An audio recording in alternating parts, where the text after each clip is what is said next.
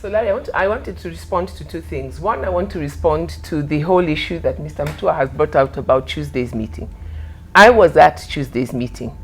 As Mr. Mutua has said, there were a particular group of people who were invited to that meeting. I went to the meeting because the people who were invited were from the film industry, and all these other arts were not in any way represented. When we arrived, we were all invited to register. If Mr. Mutua had wanted the meeting to have been closed, I'm sure they would have said, these are the people who have been invited.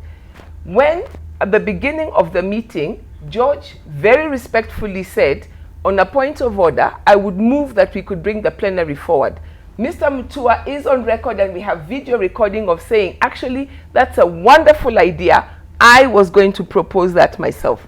Mr. Mutua actually made welcome remarks where he said it is wonderful to have everybody here, and invited people to say which organizations, not only the ones that were invited, but whoever else is here, let us know that you are here. So again, he is mischaracterizing what happened.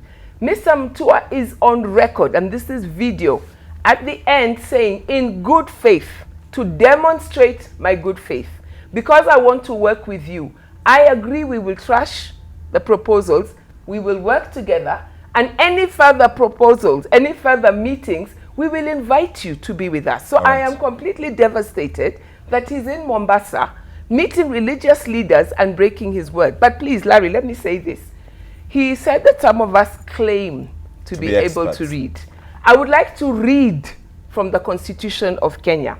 First of all, I would like to read, Mr. Mutua, from Article 24, which lays out in detail that a right of fundamental freedom in the Bill of Rights shall not be limited except by law, and then only to the extent that the limitation is reasonable and justifiable. And Professor Jill Cottrell-Guy, who I'm sure you respect her qualifications and who she is, who was there, explained in detail at the meeting what it means to limit rights, how those rights are only limited to the minimum possible. And this is where Liz's point about having a policy document that lays out the questions and then, struggles with the question of what is the bare minimum we need to go to.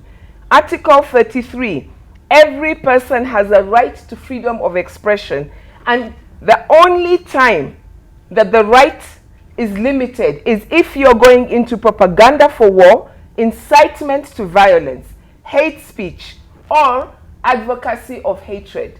It doesn't matter whether I like what George Ibarro is doing, or George, or anybody else.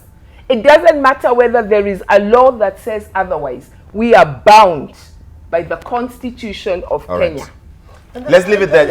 I'm sorry, I have to sneak in. I have to sneak in a real quick break. Everybody just hold your horses. When we come back, we'll get into all of that substantive conversations. More of this coming up right after the break.